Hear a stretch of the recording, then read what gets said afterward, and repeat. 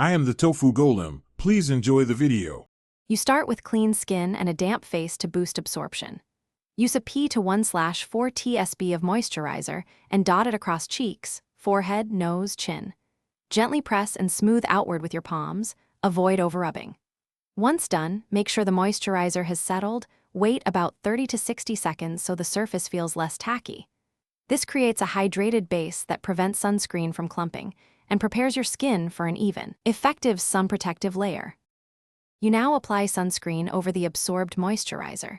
Squeeze about 1/4 to 1/2 TSB for your face and dot across evenly. Include ears and neck.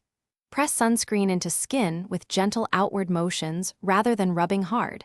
Pressing reduces product movement and improves coverage. Make sure to avoid the immediate eye area and upper eyelids. Once applied, give it 2 to 3 minutes to form a stable film, so it can bond properly to skin and resist pilling when you proceed to makeup or outdoor activity. You finish by checking for uniform coverage and letting layers set.